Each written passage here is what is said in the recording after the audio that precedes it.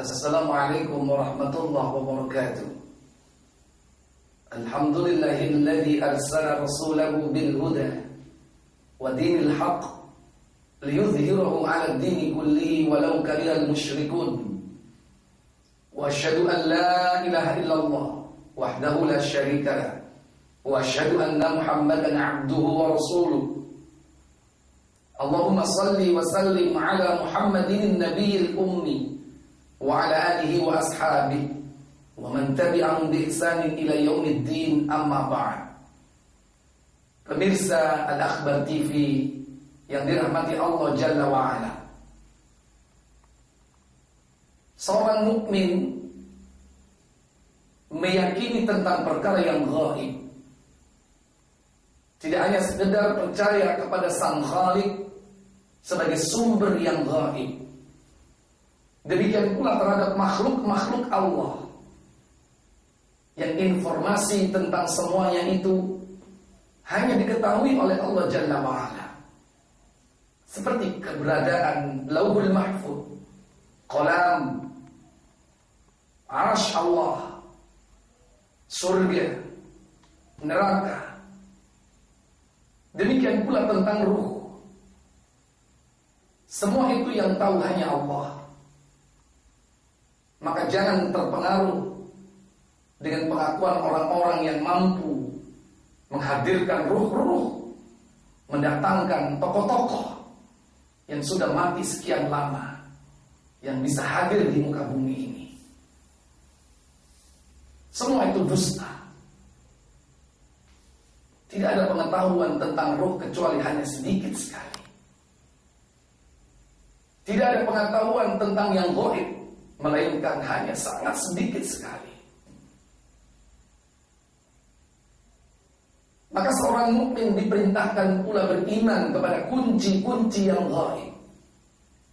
Ada 5 tentang kunci yang gaib, sebagaimana yang disabdakan oleh Rasul di dalam hadis Bukhari yang diriwayatkan oleh sahabat Abdullah bin Umar radhiyallahu ta'ala anhuma. Beliau mengatakan, mafatihul ghaibi khamsun. Kunci yang gaib itu ada 5 hal. La ya'lamuha illallah. Tidak ada seorang pun yang tahu kecuali Allah. Ini yang disampaikan oleh Rasulullah, dan inilah hakikat yang gaib. Tidak ada yang tahu kecuali Allah. Apa saja itu? Yang pertama, la ya'lamu ahadun ma yakunu fi ghadin. Tidak ada seorang pun yang tahu apa yang akan terjadi besok. Tidak ada seorang pun yang tahu apa yang akan terjadi besok di rumah kita, di kampung kita, di desa kita. Apa yang terjadi besok di kantor kita, di pabrik kita. Apa yang akan terjadi di negeri kita ini, di Indonesia ini besok, tidak ada yang tahu. Maka jangan kita mendekat kepada tukang-tukang ramal yang meramal tentang nasib, keadaan manusia, tentang kejadian-kejadian yang akan terjadi besok.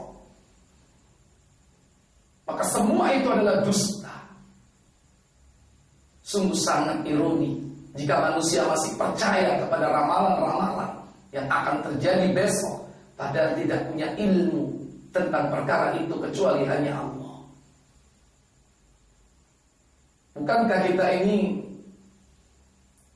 sudah bisa melihat bukti tentang orang yang meramal akan terjadinya kiamat, bahwa kiamat akan terjadi tanggal 12 bulan 12 tahun 2012? Semua itu dusta. Dan orang seperti ini akan tetap ada sampai akhir zaman, meramal tentang keadaan yang akan terjadi, nasib-nasib manusia di muka bumi ini, peruntungan-peruntungan manusia yang akan dia peroleh sehari, 2 hari, setahun, 2 tahun yang akan datang. Padahal tidak ada seorang pun yang tahu apa yang akan terjadi besok. Yang kedua, la ya'lamu ahadun ma fil arham. Tidak ada seorang pun yang tahu apa yang ada di dalam kandungan. Hanya Allah yang tahu. Sungguh pun manusia diberi ilmu oleh Allah, menciptakan alat, bisa mendeteksi apa yang ada di dalam kandungan, apa yang ada dalam tubuh manusia. Bahkan USG sudah mencapai tingkat teknologi tertinggi 4 dimensi. Bisa melihat dari segala sisi. Semua itu buatan manusia, hasil cipta karya manusia yang sangat relatif dan penuh dengan kekurangan. Maka seorang yang beriman kepada Allah, sungguh pun dia punya ilmu tentang itu. Seorang profesional, jangan lupa dia gantungkan semuanya kepada Allah. Jangan merasa pintar dengan ilmu yang telah kita ketahui. Jangan merasa apa yang sudah kita dapatkan dari pengetahuan dan teknologi ini merupakan keputusan yang terbaik. Tidak. Sehingga banyak kasus ketika orang mengatakan, "Pak, maaf, ini anaknya perempuan," ternyata laki yang lahir. "Bu, maaf, ini anaknya laki," ternyata perempuan yang lahir. "Pak, ini anaknya laki," ternyata perempuan. "Pak, ini anaknya perempuan," ternyata laki. Untungnya jenis kelamin cuma 2. Kalau nggak laki ya perempuan, kalau nggak perempuan laki. Seandainya jenis kelamin itu banyak, 22 misalnya, maka jangan merasa pandai dengan ilmu yang sudah kita ketahui dan kita pelajari. Bahkan kita sudah mengatakan bahwa ilmu ini tidak meleset. Sedikit sekali terjadinya yakni kesalahan. Maka semua itu gantungkan kepada Allah Jalla wa'ala. Maka orang yang beriman dia akan katakan, "Insya Allah Pak, mudah-mudahan laki. Insya Allah Pak, mudah-mudahan perempuan. Insya Allah." Jangan lupa kau gantungkan kepada Allah. Apapun bisa terjadi. Demikian pula selain daripada jenis kelamin, apapun yang ada di dalam kandungan, apakah dia memiliki penyakit ini dan penyakit itu semua adalah prediksi yang semua didasarkan kepada ilmu yang bersifat nisbi dan kebenarannya tidak mutlak. Yang ketiga, la ya'lamu ahadun ma yakunu ma za taksibu ghadan. Tidak ada seorang pun yang tahu apa yang akan dikerjakannya besok. Tidak ada yang tahu. Manusia hanya merencanakan, Allah yang merealisasikan semua itu. Kalaupun kita seorang programmer, perencana yang sangat ulung, dan kita sudah uji berulang-ulang rencana kita ini secara empiris dan mendekati kebenaran yang tidak pernah meleset sedikit pun, tapi jangan lupa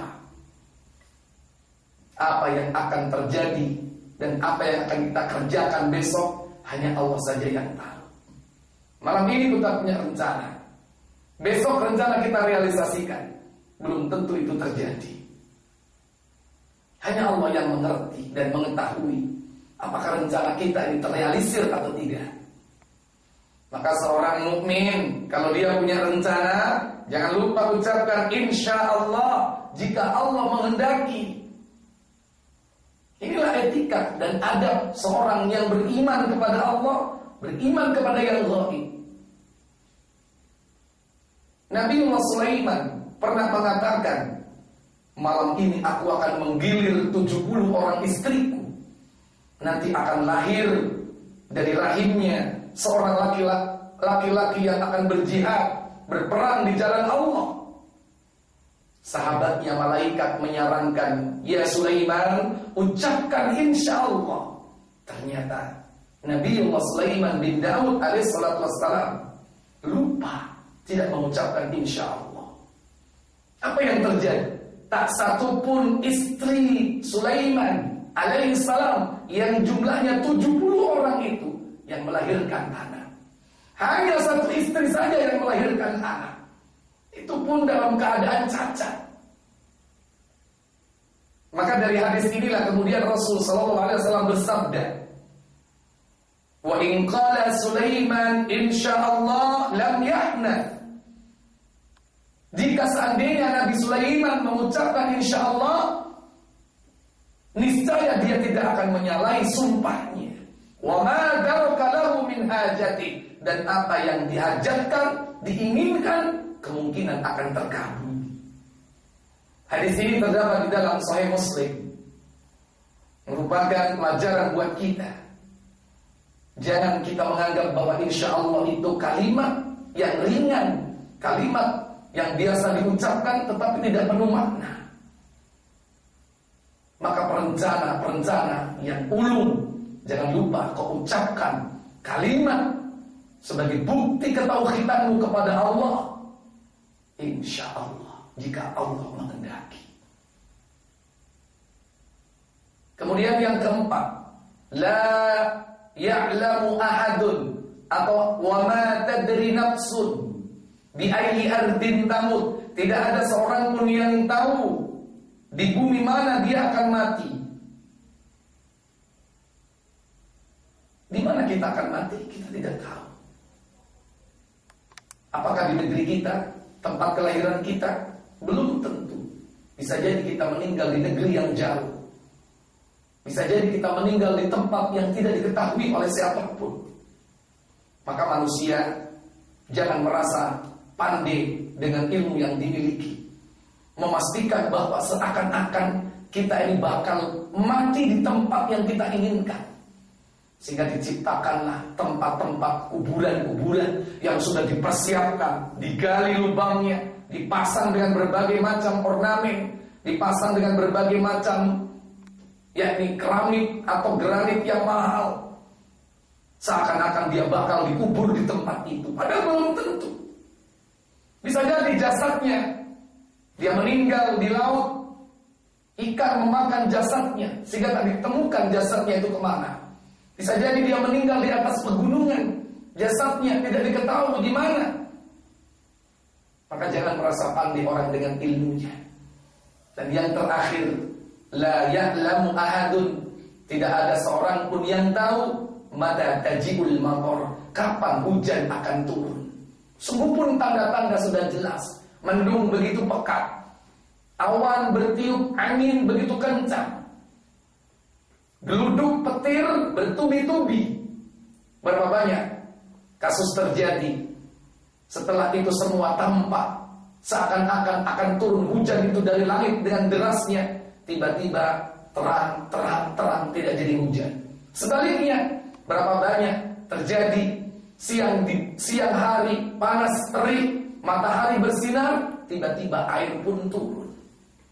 Maka sungguh pun manusia diberi oleh ilmu untuk memprediksi semua itu. Maka jangan lupa ucapkan insya Allah.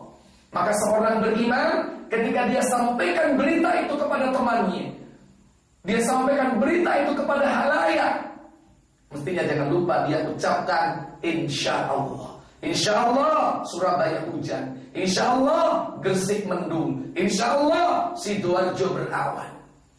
Itu bukti keimanan kita kepada Allah dan kepada yang ghaib. Aqulu qauli hadza, wassalamualaikum warahmatullahi wabarakatuh.